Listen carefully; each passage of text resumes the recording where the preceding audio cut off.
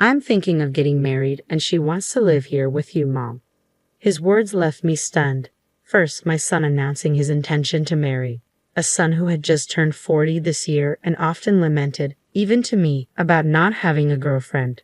Second, it was unusual these days for a bride to be enthusiastic about living with her mother-in-law. Until now, my son and I had shared this 2-bedroom apartment. My husband passed away from overwork before my son started elementary school. Since then, my son and I had supported each other. As a young child, he did his best to help me, even cooking dinner while I worked tirelessly day and night. Even after he grew up and started working, he stayed home, always concerned about me. He cared deeply and didn't want me to be alone and lonely. I had mixed feelings about him, and now he had announced his intention to get married. "You don't have to worry about me. Why don't you find a place where you can live as a couple without any interruptions?" I felt a pang of anxiety about living with a daughter-in-law. Before moving to this apartment, I had lived with my husband's parents in their house. It was an incredibly tough experience. My mother-in-law constantly nagged me, and my father-in-law piled on chores every day. Within a year of marriage, I collapsed and had days when I couldn't even get out of bed. My mother-in-law would try to force me up to do housework. Terrified, I finally confessed everything to my husband. He was genuinely concerned and decided we needed to leave his parents' house. "What kind of daughter-in-law are you, trying to steal our precious son? You can leave by yourself." My mother-in-law continued her tirade until the very last minute before we moved out. My husband turned his back on his parents and brought me to the apartment where we now live. That's why I couldn't agree to live with my son and his wife. No matter how friendly you try to be, your daughter-in-law is still a stranger. Living together will inevitably lead to frustrations. I knew from my bitter experience with my in-laws how hard it would be to endure such a life. With this in mind, I was hesitant to live with my daughter-in-law. Seeing my reluctance, my son decided to bring his future wife to our home. He wanted me to meet her and see what kind of person she was. "Nice to meet you. I hope we can get along." She was 20 years old, much younger than my son. She was a very quiet girl, nervously keeping her eyes cast down. I couldn't help but wonder how such a young girl had met my son and decided to marry him. I couldn't stop wondering. Seeing my confused expression, my son, with a bashful smile, began to explain how they met. He's an instructor at a driving school, and she was one of his students. Most instructors there are pretty strict, but he was really kind, and before I knew it, I fell for him, she shyly explained. My son turned beet red. At first, I was surprised, but seeing the happiness on my son's face, I felt like crying. Finally, a woman had appeared who could support my son. "You say you want to live with us. Are you really sure? If you need financial help, I can assist. Fortunately, I have some savings. If it can support my son and your happiness, I want to help as much as possible." I proposed this sincerely, but she shook her head vigorously. "If you're okay with it, I really want to live together. I want to help out to repay you for all the hard work you've done." What a kind-hearted girl she was. Not only did she care for my son, but she also cared about me, her future mother-in-law. I was both surprised and touched. With her, I thought maybe we could make it work living under the same roof. Before I knew it, I found myself nodding in agreement.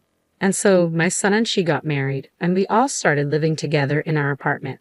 But the new bride turned out to be a surprising character. Just a week into our shared living, I began to feel a sense of unease. "Mother-in-law, let me do all the housework. You take it easy." I had thought she would continue to work even after we lived together, but apparently she hadn't been working even before the marriage, and there was no sign of her getting a job. She did do the housework, but the laundry was sloppy, and frankly, her cooking was not so great. But I felt if I said anything, she might take me as a nagging, difficult mother-in-law, so I chose to bear with it. Wanting to lighten her load a little, I said, "Thank you for always cooking. Let me handle dinner today. Why don't you take a break?" But she refused flatly. "No, I'll do it. Please don't take my work away from me." She stubbornly refused, and from the moment we decided to live together, I found myself unable to step into my own kitchen. Even when I tried to help with cleaning or vacuuming, she would snatch the tasks away with a slightly irritated look on her face. "Listen, mother-in-law, I've already told you it's my job. Please just stay out of it." Her attitude had changed drastically from when we first met after the wedding, leaving me bewildered. With my son working tirelessly to provide for his wife and me, taking on a part-time night job alongside his full-time day job, he often came home late. This left her and me alone in the house for long periods. She complained about almost everything I did, causing me to retreat more into my bedroom. Whenever I emerged for something as simple as using the restroom, I find her casually lounging in the living room, watching TV. I felt increasingly uncomfortable in my own home, often sighing quietly to myself. But that wasn't all. At one point, my son said something that completely surprised me. "Mom, don't you think you're making her work a little too hard? It's not fair to make her do all the housework." "What?" I exclaimed in surprise, my voice involuntarily rising. My son looked at me with a grimace, as though I were the villain. Despite my insistence on doing nothing, she had been portraying herself as the victim and complaining to my son. "I'm not making her do anything. She said she would handle all the housework." "Well, she's your daughter-in-law. Clearly, she's trying to show respect to you. You should appreciate that more. It's not fair to her. She's so young." I was perplexed by my son's reasoning that her youth warranted sympathy, and truthfully, I was hurt that he wouldn't believe my perspective. Since then, I had to be constantly vigilant around her. However, she consistently misinterpreted my intentions, leaving me perpetually troubled and distressed. Still, I would occasionally try to reach out.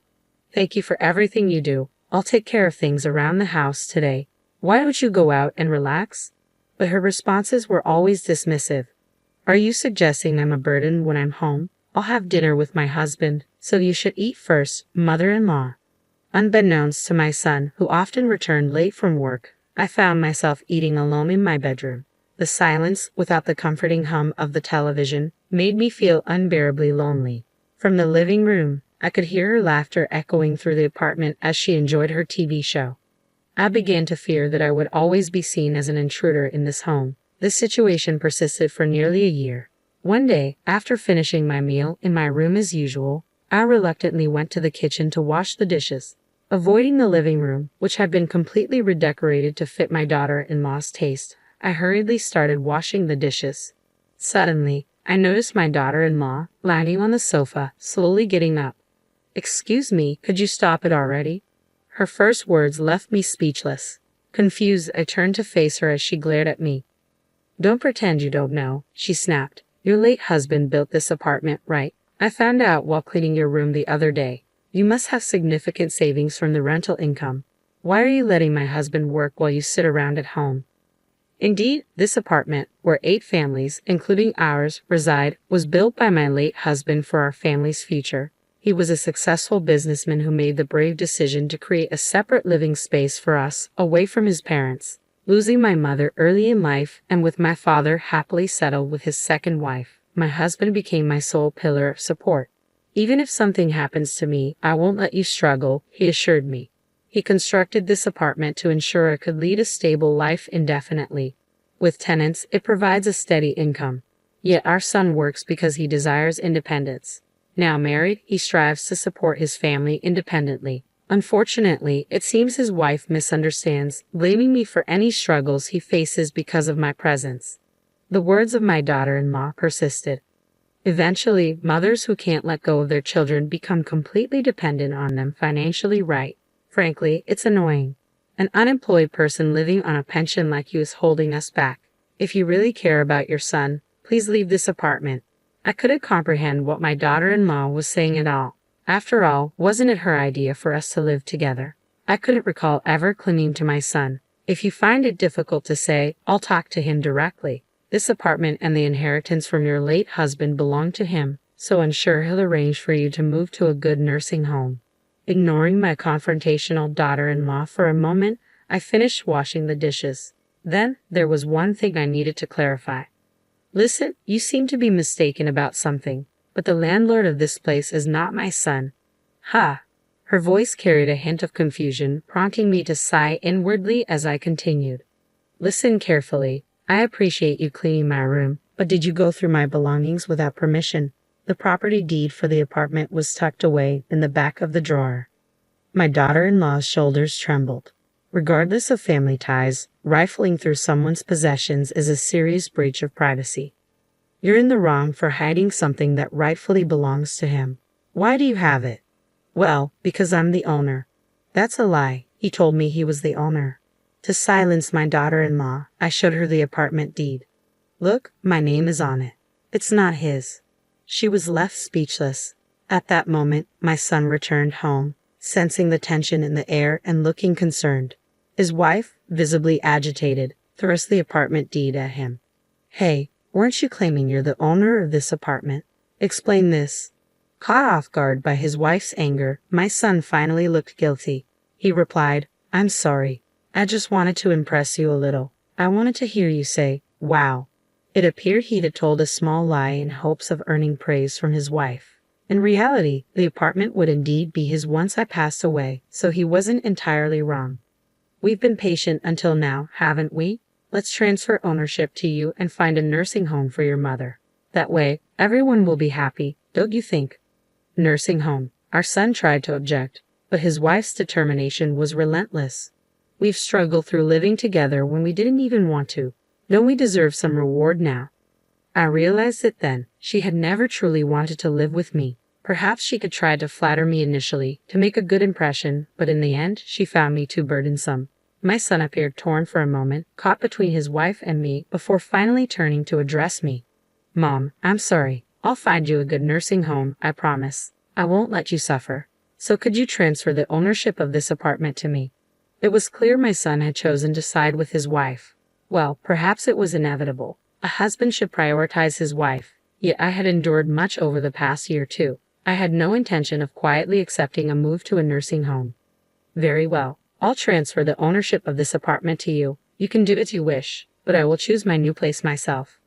With those words, I retreated to my bedroom. On the other side of the door, I could hear my daughter-in-law's triumphant voice. "We did it. Now we'll finally be owners of this apartment." My son's voice echoed her excitement. I felt the foundation of the hard work I had shared with my son crumble like a house of cards, but I couldn't afford to be disheartened.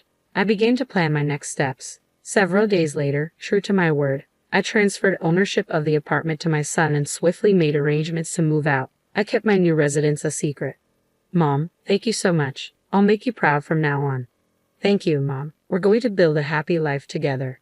My son and his wife waved me off cheerfully as I bid them farewell with a forced smile. I settled into a condominium with nursing care services, fulfilling a dream my late husband and I had cherished, a home with views of both mountains and sea. The spacious, serene environment, free from the creaking floors of the old apartment, seemed to bring peace to my soul. Suddenly, my mobile phone rang. It was my son. His voice, filled with anger, reached my ears as I answered.